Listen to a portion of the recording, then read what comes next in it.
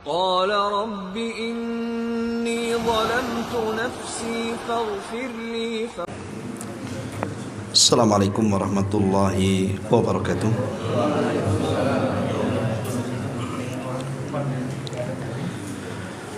Alhamdulillah wassalatu wassalamu ala Rasulillah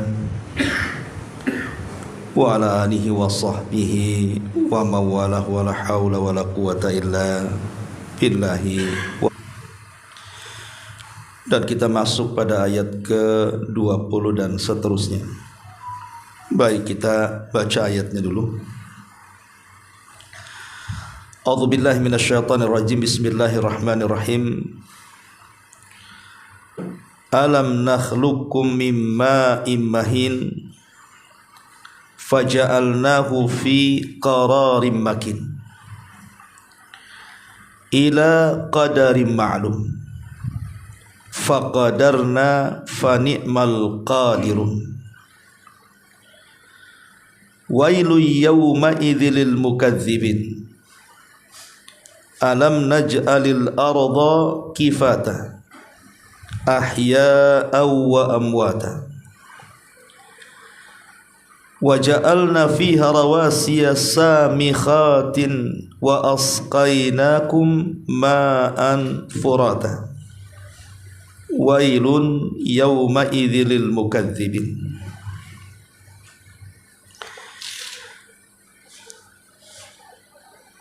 Bukankah kami menciptakan dirimu dari air yang hina,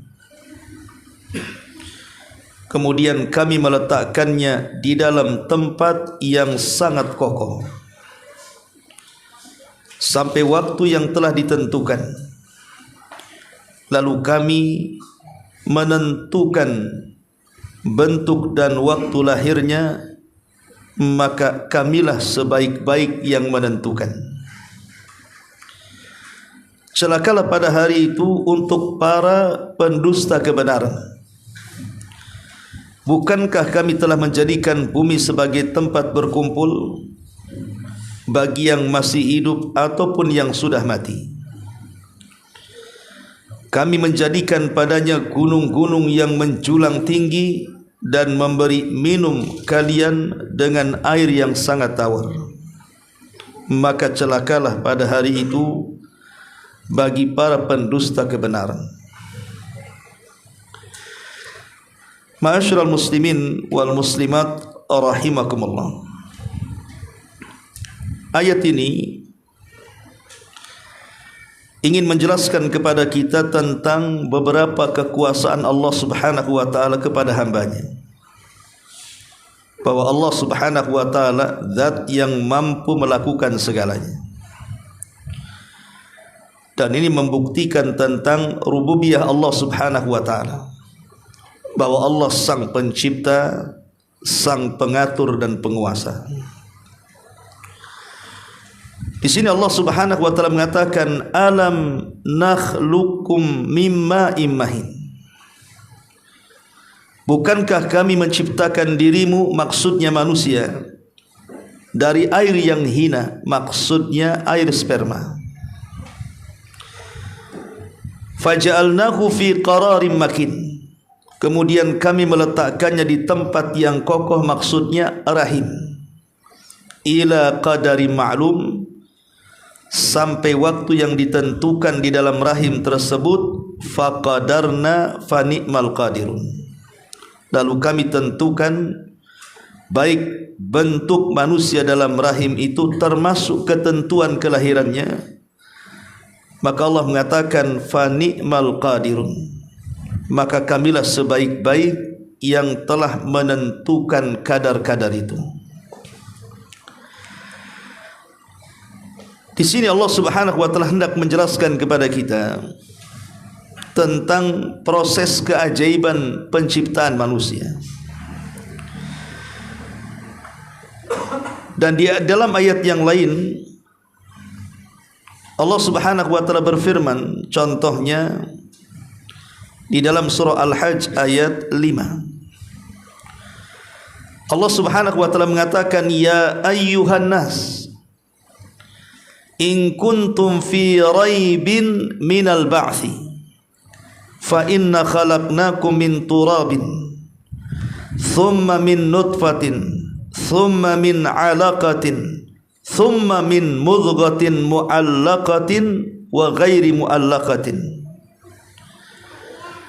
linubayyina lakum wa nukirru fil arham ma nasha ila ajali musamma thumma nukhrijukum tifla thumma litablughu ashuddakum wa minkum man yutawaffa wa minkum man yuraddu ila ardalil umuri likai la ya'lamu min ba'di ilmin syai'a.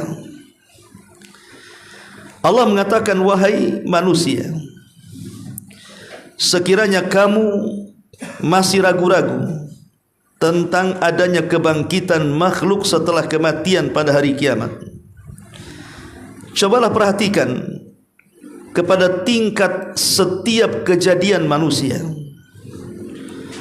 Karena sebenarnya kata Allah, kami telah menciptakan kamu dari tanah, kemudian dari setitik air benih, maksudnya sperma, kemudian dari sebeku darah beku, kemudian dari seketul daging yang disempurnakan kejadiannya dan yang tidak disempurnakan kejadiannya, karena kami hendak menerangkan kepadamu kekuasaan kami, dan kami pula menetapkan dalam kandungan rahim, maksudnya ibu yang mengandung itu, apa yang kami rancangkan sehingga ke suatu masa yang telah ditentukan lahirnya. Kemudian kami mengeluarkan kalian berupa anak-anak, kemudian kamu dipelihara hingga sampai peringkat umur dewasa, dan dalam pada itu ada di antara kamu yang dimatikan semasa kecil, atau yang dilanjutkan dan dipanjangkan usianya ke peringkat tua, sehingga ia tidak mengetahui lagi akan sesuatu yang diketahuinya. Ma'asyiral muslimin yang dimuliakan Allah Azza wa Jalla, lihat dalam ayat ini Allah sangat detail menjelaskan tentang tahap demi tahap penciptaan manusia. Dan ini juga disebutkan dalam ayat yang lainnya, seperti surah Al-Mu'minun ayat 12 sampai 14.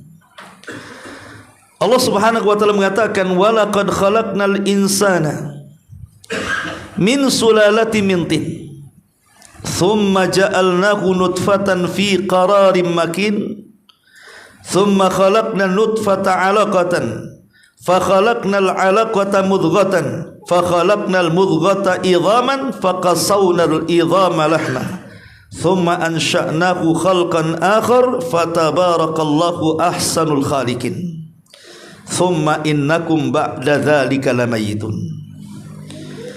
Sungguh kami telah menciptakan manusia dari saripati yang berasal dari tanah, kemudian kami menjadikannya air mani di dalam tempat yang sangat kokoh, maksudnya rahim. Kemudian air mani itu kami jadikan sesuatu yang menggantung di dalam rahim, berbentuk darah. Lalu sesuatu yang menggantung itu kami jadikan segumpal daging. Lalu segumpal daging itu kami jadikan tulang belulang. Lalu dari tulang belulang itu kami bungkus dengan daging. Kemudian kami menjadikan makhluk yang berbentuk, itulah manusia. Maka Maha Suci Allah, Dialah sebaik-baik pencipta. Kemudian sesungguhnya setelah itu kalian akan benar-benar mati. Ma'asyiral muslimin wal muslimat rahimani wa rahimakumullah. Dari dua ayat ataupun tiga ayat, atau dari dua surat ataupun tiga surat di sini, saya ulangi bahwa Allah hendak menjelaskan satu keajaiban terbesar yang dijelaskan dalam Quran. Apa itu? Allah menjelaskan secara detail terhadap perkembangan janin di dalam rahim seorang ibu. Dan itu tidak ada yang sanggup melakukannya kecuali Allah Subhanahu wa taala. Siapa sangka dari air yang hina berupa mani tiba-tiba berbentuk menjadi segumpal darah, dari segumpal darah berbentuk menjadi segumpal daging, kemudian diciptakan tulang dan dibalutkan daging pada tulang, kemudian dibentuk jadilah manusia. Ma'asyiral muslimin yang dimuliakan Allah Subhanahu wa taala, dan ini luar biasa.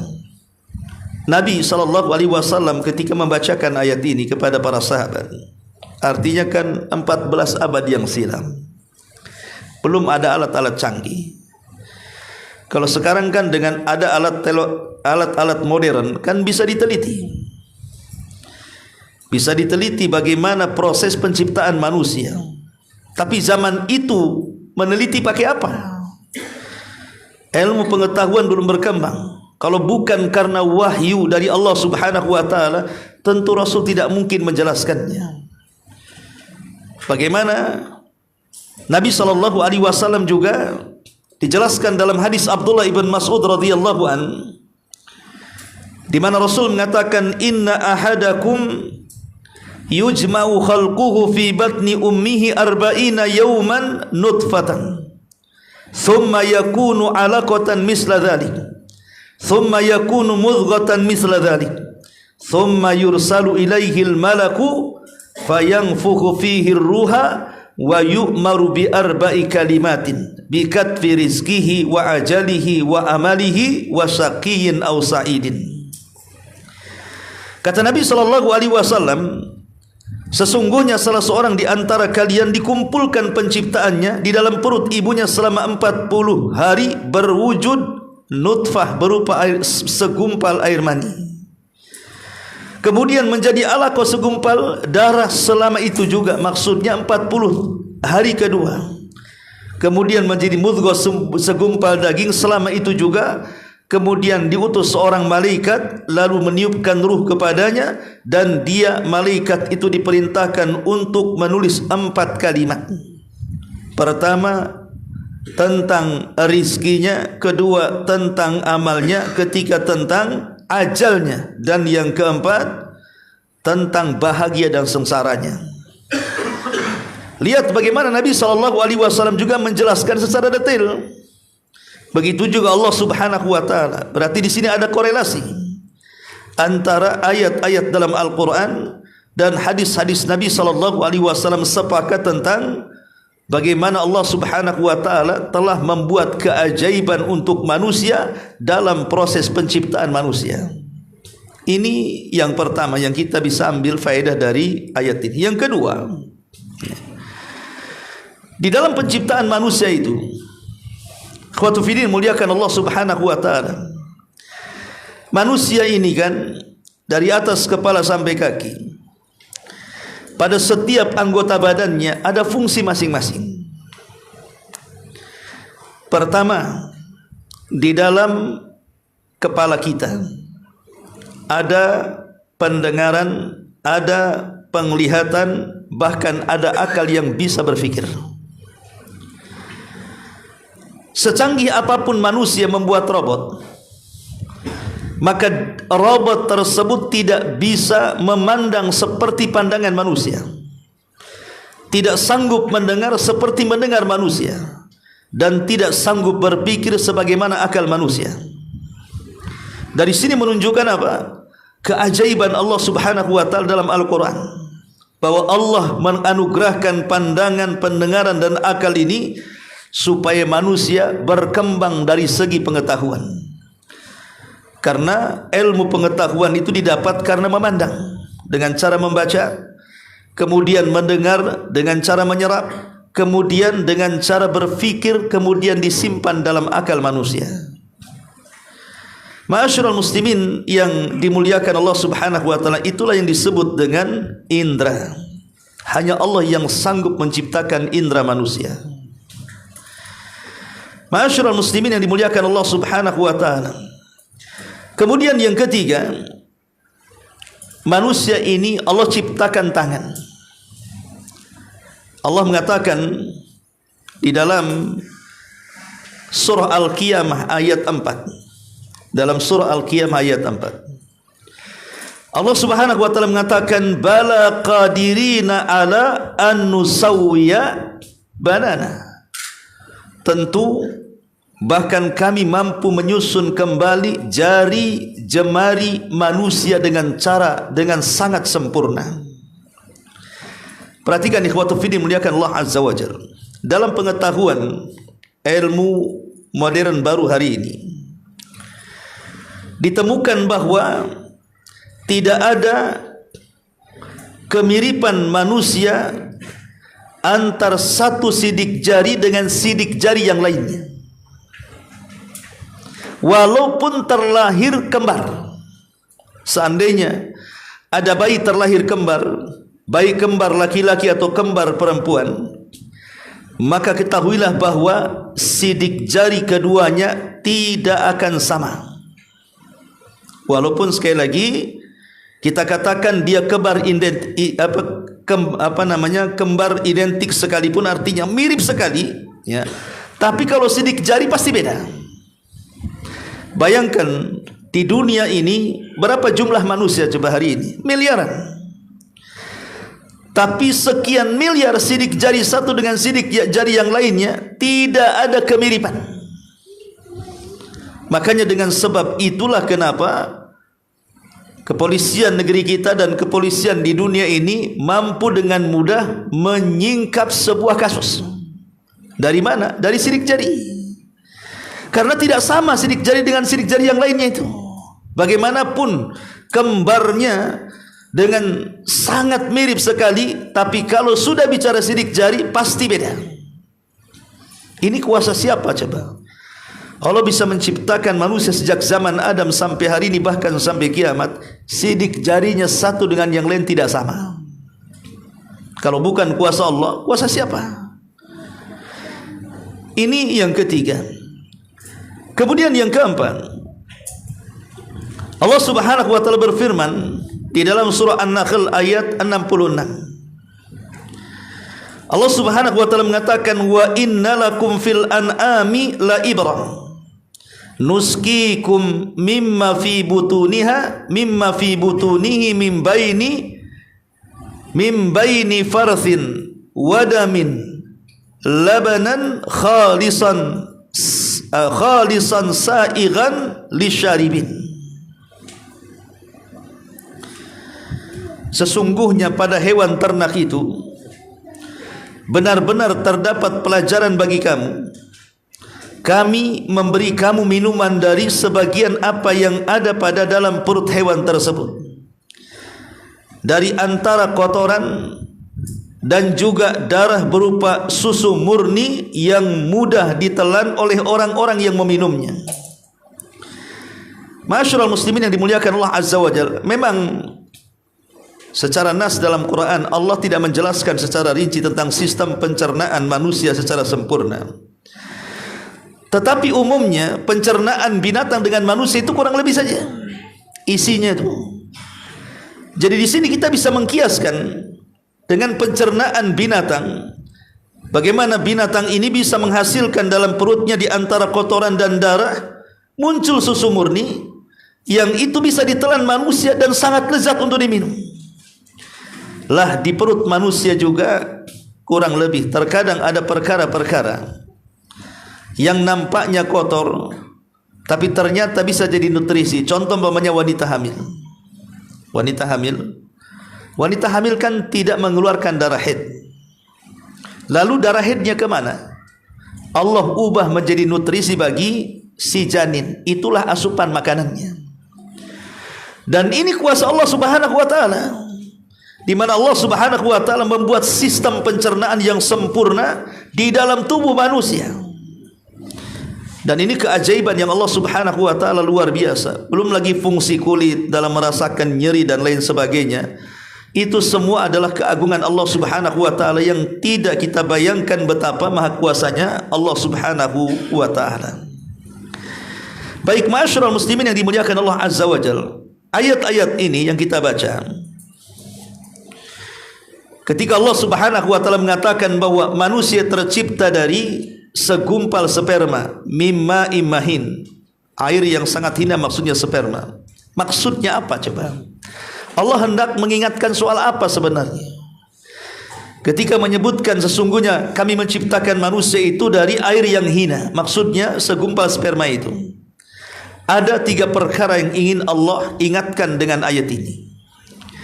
Pertama, Allah ingatkan kepada kita tentang qudratullahi azza wa jalla, tentang kemampuan Allah, bahwa Allah maha kuasa, Allah maha mampu segala-galanya. Jangan macam-macam. Allah subhanahu wa ta'ala zat yang maha mampu melakukan segala-galanya yang tidak bisa dilakukan siapapun dari makhluknya, dan itu kuasa Allah. Allah ingatkan tentang kekuasaannya supaya terlahir perasaan takut pada kita. Yang kedua, ketika Allah subhanahu wa ta'ala menciptakan tentang proses penciptaan manusia dari segumpal sperma, kemudian menjadi segumpal darah, segumpal daging sampai membentuk manusia, Allah sebenarnya ingin menjelaskan kepada kita kalau Allah sanggup menciptakan dari tidak ada menjadi ada, maka Allah lebih sanggup lagi membangkitkan manusia yang sudah mati, dibangkitkan kembali hidup, karena hanya sekedar mengadakan barang yang sudah ada sebelumnya. Kita ini sebelumnya tidak ada, kemudian Allah subhanahu wa ta'ala ciptakan menjadi ada. Kalau satu hari ketika kita meninggal kemudian Allah bangkitkan kembali, apakah Allah tidak sanggup membangkitkan? Maka Allah jauh lebih sanggup membangkitkan kita karena kita pernah diciptakannya. Dan ini juga dilalah tentang adanya yaumul ba'tsi wan nusyur, bahwa ada satu hari manusia akan dibangkitkan oleh Allah subhanahu wa ta'ala setelah kematiannya. Ini yang kedua, Allah ingin ingatkan soal ini.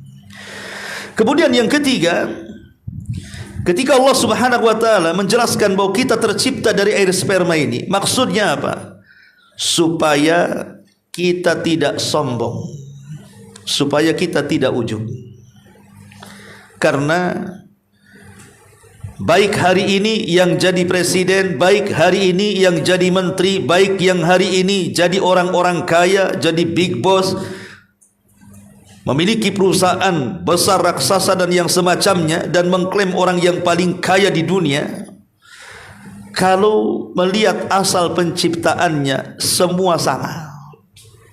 Semua sama, bukan berarti orang kaya terbuat dari air emas, terbuat dari air perak, terbuat dari air perhiasan yang sangat mahal, jamrud dan yang semacamnya. Tidak, semua sama dari air yang sangat hina, bahkan keluar dari 2 lubang najis antara laki-laki dan perempuan.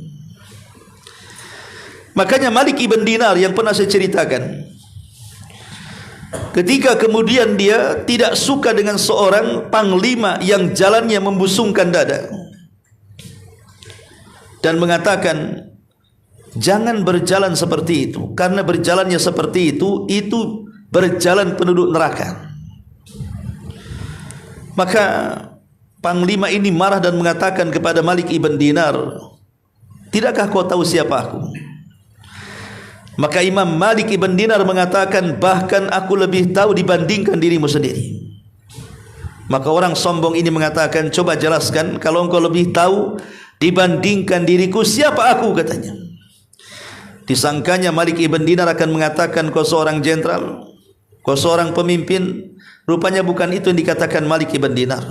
Malik ibn Dinar hanya mengatakan, engkau ini manusia yang diciptakan dan dikeluarkan dari 2 lubang najis, kemudian dalam perutmu penuh dengan najis, kemudian kalau engkau mati dan jadi bangkai, engkau dianggap najis. Lalu apa yang kau sombongkan? Dari sini kita tahu bahwa kalau kita mengetahui asal ciptaan kita, bahwa kita semua dari sperma, maka Islam itu datang membawa kesetaraan. Tidak ada bedanya kita dengan orang kaya, rakyat biasa dengan pejabat, dan begitu seterusnya. Yang membedakan dalam Islam itu hanya satu, siapa di antara kalian yang paling bertakwa kepada Allah subhanahu wa ta'ala. Inilah 3 perkara Allah ingin ingatkan dalam ayat ini, ya. Allah subhanahu wa ta'ala mengatakan bahwa kita diciptakan dari air sperma alam nakhluqu mim ma'in mahin, maksudnya untuk mengingatkan tiga perkara tadi.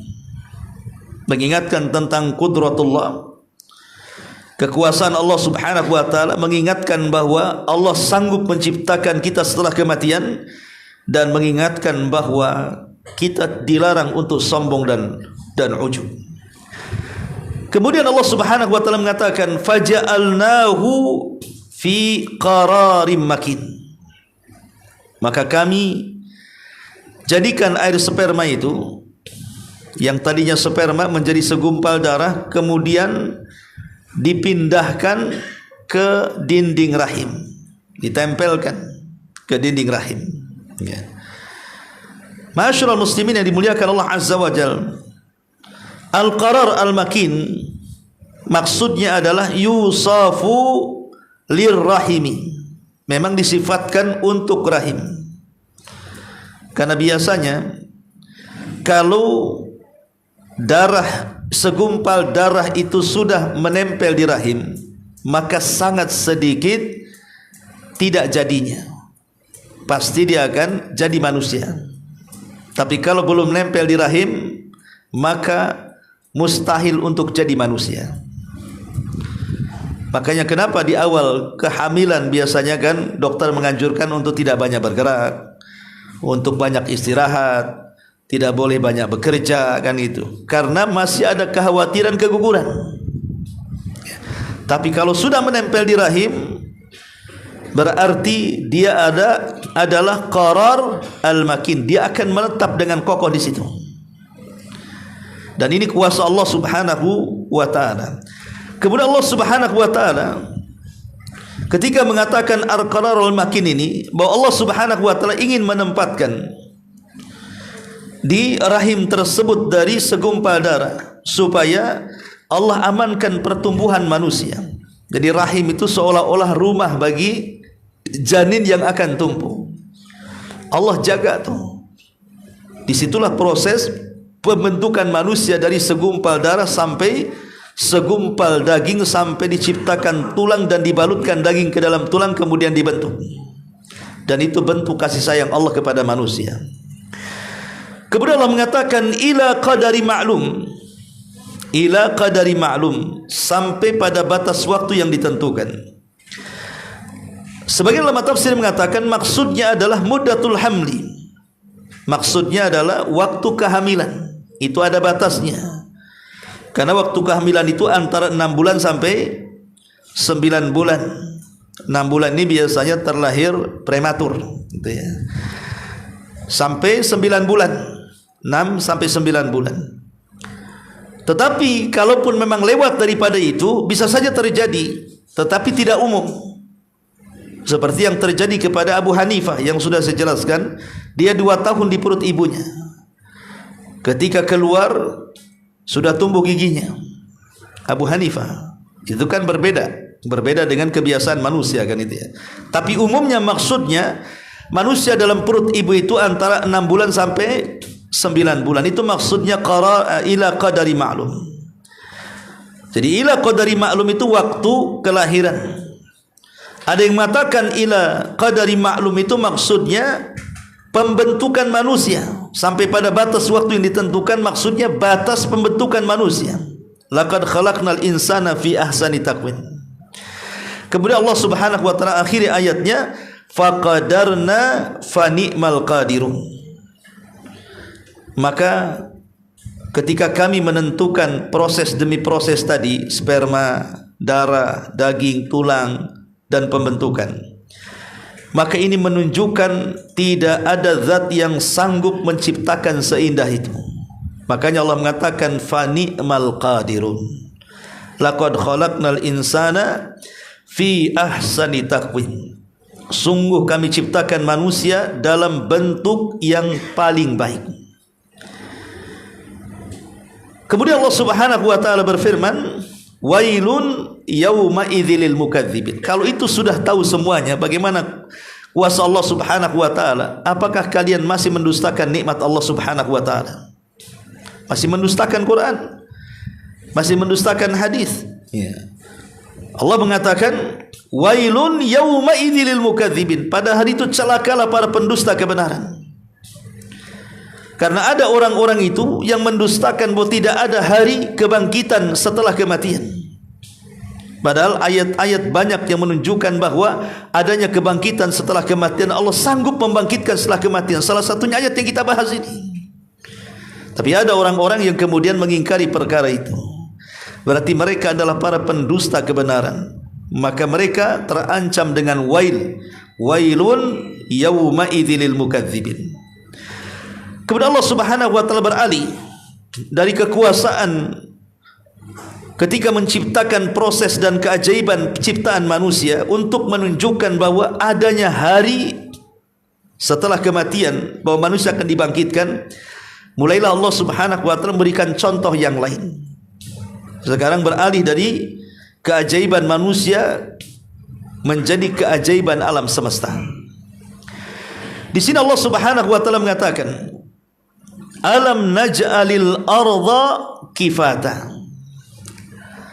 ahya'aw wa amwata.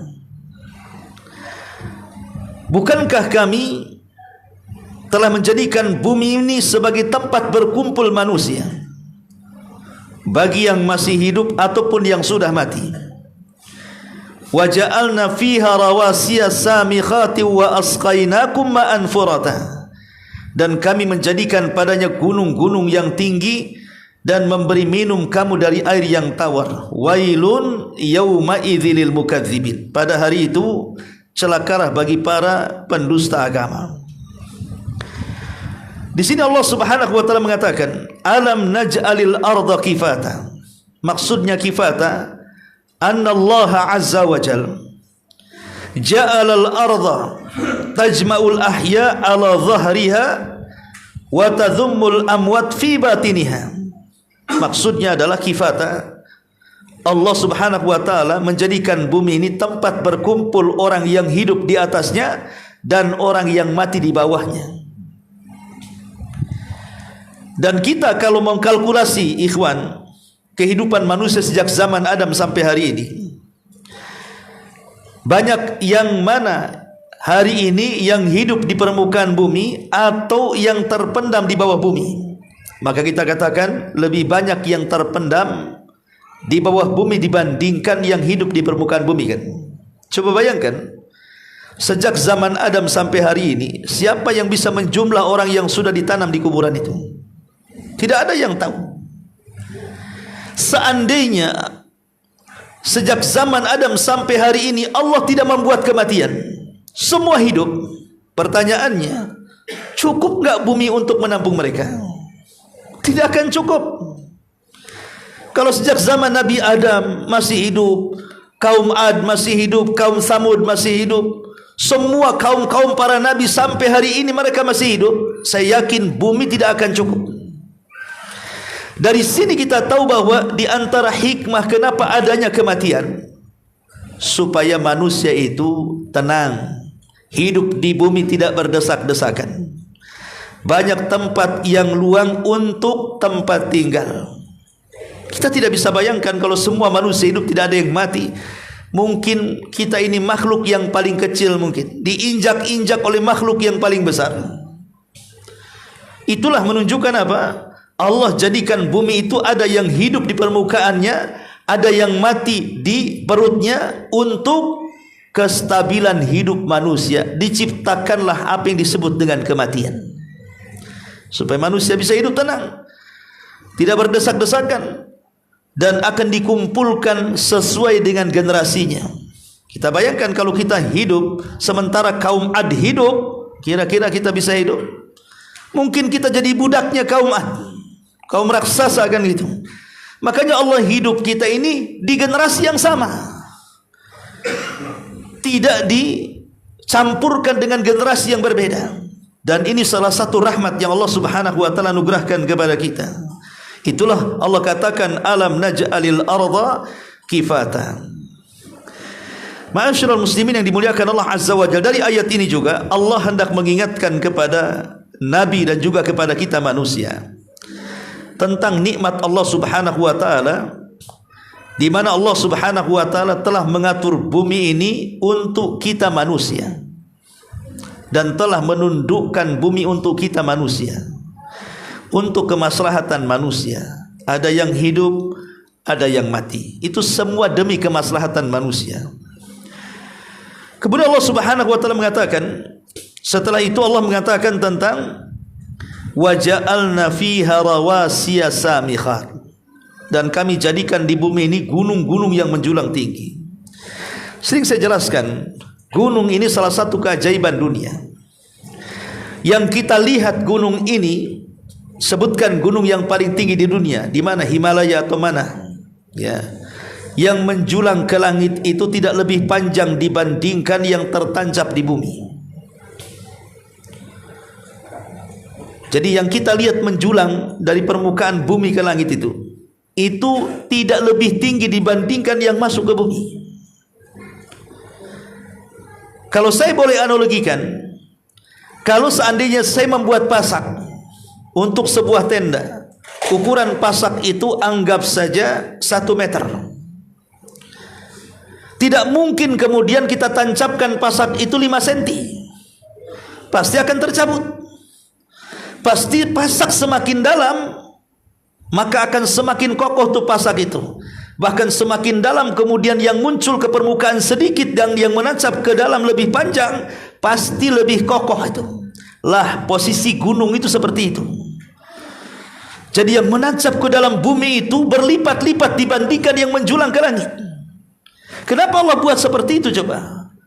Karena pasak ini fungsinya adalah untuk menstabilkan kehidupan manusia. Kalau bukan karena Allah yang menciptakan gunung, tentu kita tidak akan stabil hidup. Bagaimana pula dengan lini dan gempa yang setiap hari kita saksikan tuh. Baru-baru ini saja ada gempa.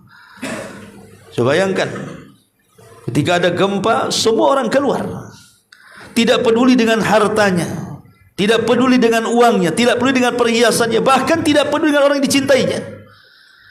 Yang penting selamat jiwanya, kan begitu.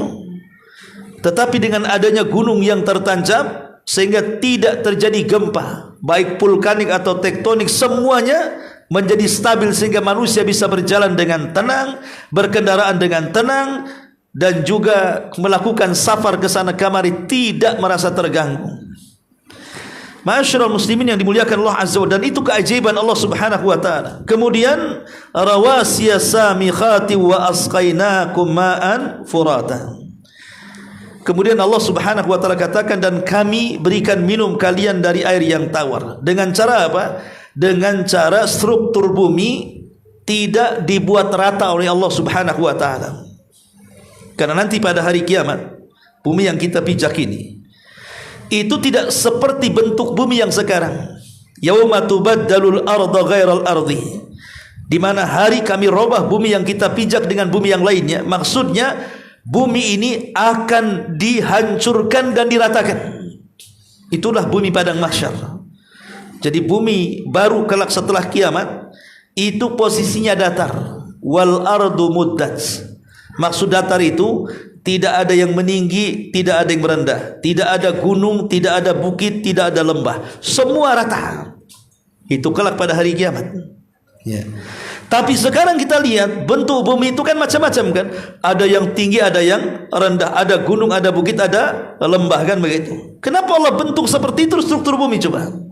Untuk menampung air. Untuk menampung air. Untuk siapa? Untuk kita manusia.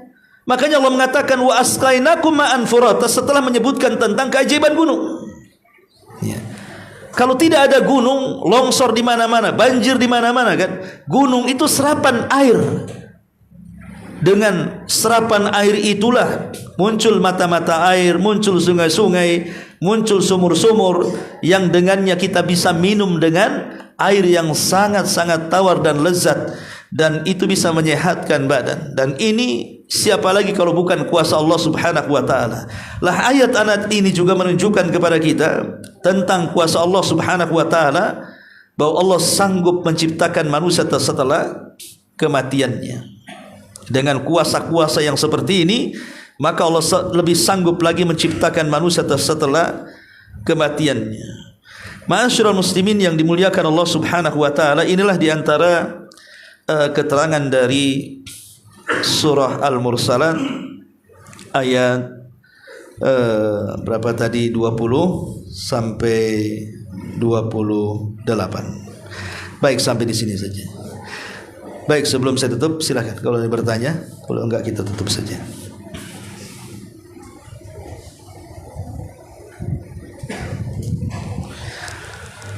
Enggak ada. Subhanakallahumma bihamdika asyhadu an la ilaha illa anta astaghfiruka wa atubu ilaik. Allahu taala alam. Assalamualaikum warahmatullahi wabarakatuh.